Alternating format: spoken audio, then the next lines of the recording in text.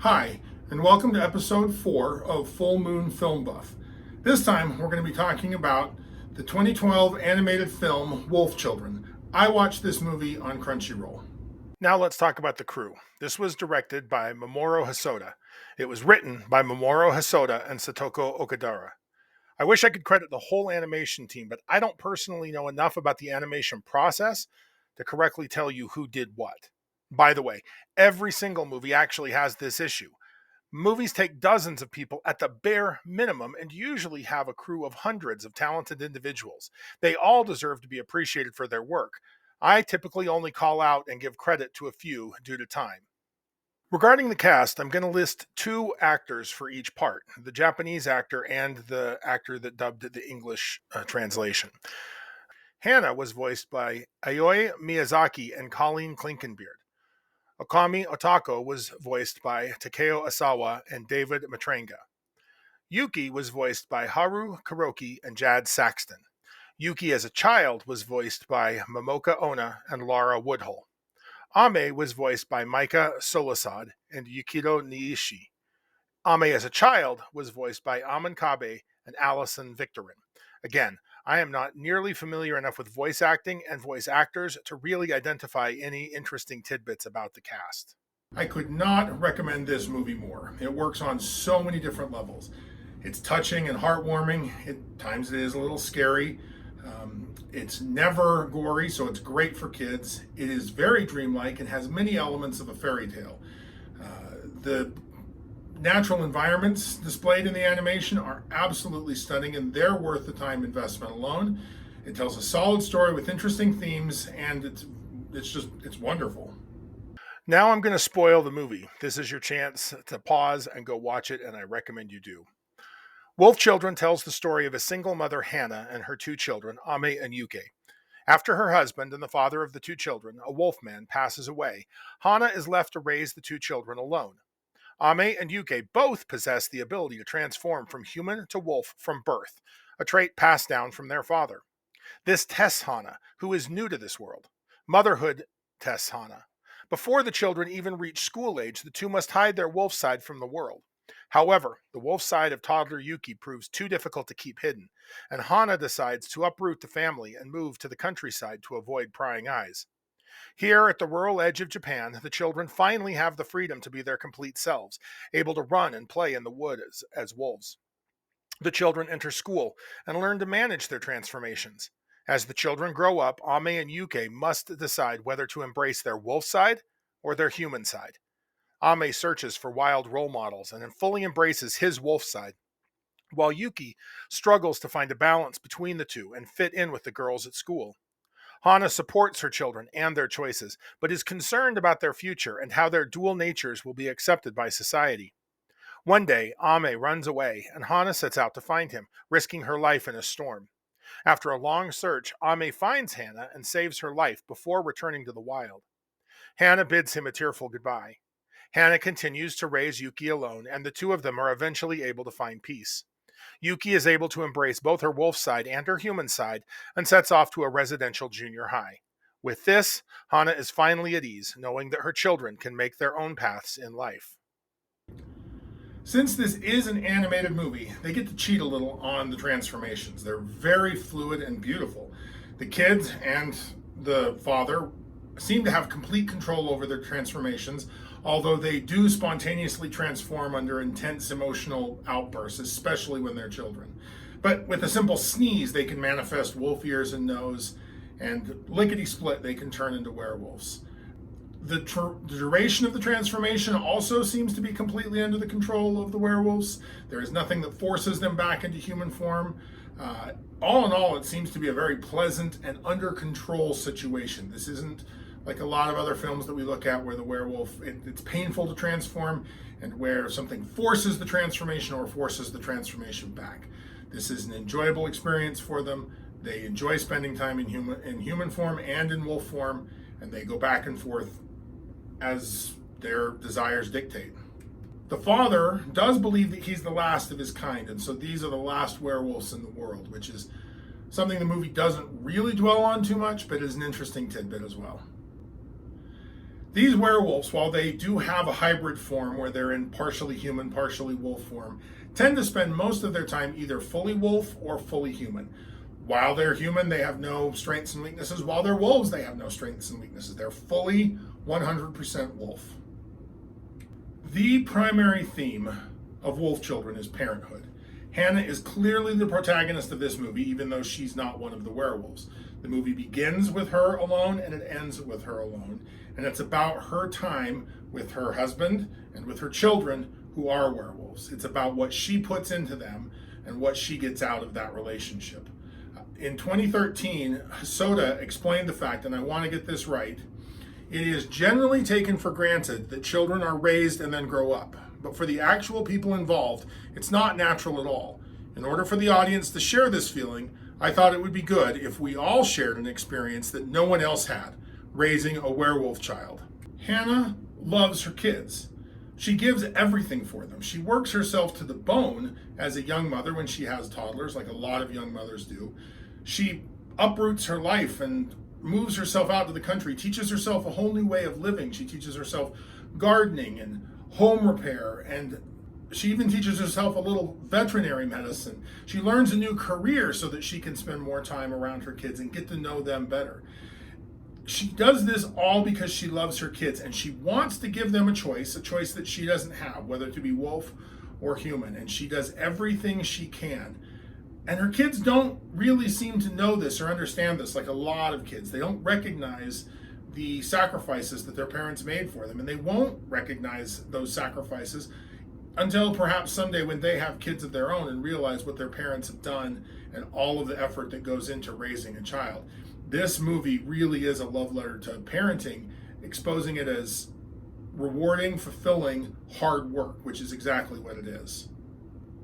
Another way that this film is about parenting is that every parent, sooner or later, has to let their children go to live their own lives. Now, most of us don't do it to quite this extreme, where a child is going to run off into the wild to live as a wolf. This ups the stakes, it ups the timetable so that it can compress the experience into a shorter, more intense period. Hannah cannot know what it's like to be a wolf. Her children have very different experiences and a way of looking on the world that she can't have through no fault of her own. This is true for every parent. Now, again, most of us aren't raising kids who can turn into wolves and who can live in the wilderness just fine, but all of our kids are different than us, and sometimes that's hard for the parents to process and understand. It's also sometimes hard for the kids to understand that their parents don't see the world that they do. In most cases, it's because we grew up in a different world rather than, we literally don't have some of the sensory inputs and the way of looking at the world. But that's a very challenging lesson, and the big climax of the movie revolves around Hannah learning that she's going to have to let her son make his own choice. Another big theme of this movie is the power and beauty of the environment. It doesn't really condemn cities. After all, Hannah and her husband meet in a city, and the animation doesn't shy away from showing the vibrancy and life that are found in a city, but it spends most of its time in the countryside, showing the different rhythms and beauties that come from both rural agriculture and from wild nature.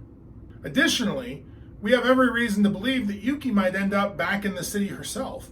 Just because her brother chose the way of the wild doesn't mean she's going to, and the movie goes to great lengths to portray this as a real and valid choice for both of them to make. This idea of nature as a powerful positive force seems like a no-brainer for a film in which the werewolves are the good guys. This will be something that to keep an eye on as we go forward, looking at other movies where maybe werewolves aren't the good guys and nature is presented as something scary and antagonistic. While the film is very positive in its depiction of rural life, it doesn't shy away from some of the clannish behavior of the rural citizens. Hannah struggles hard. She's trying her best to learn a new way of life, but she doesn't have anyone to teach her. However, once she proves that she won't quit, the film does allude to other city folks who have come out to the rural community but have given up and packed it in and gone back to the city. Once she proves that she has what it takes and that she's here to stay, then they step up and join and support her and help her with learning and teaching and trips and tricks and all of those kinds of things. Specifically, once Nirasaka accepts Hana, the entire community accepts her as well and throws their own arms wide open. Just because this film is primarily about parenthood doesn't mean that there aren't a lot of things that we can't learn by looking at the kids and the changes that they go through as well. This film is also about growing up, finding your own way, learning who you are in the world. That's a little trickier when you can turn into a wolf. But Ame and Yuki, they learn this as well. They find out who they are, who they want to be, and make decisions about their future life on their own as they get older and experience and express more of their independence and their self-identity.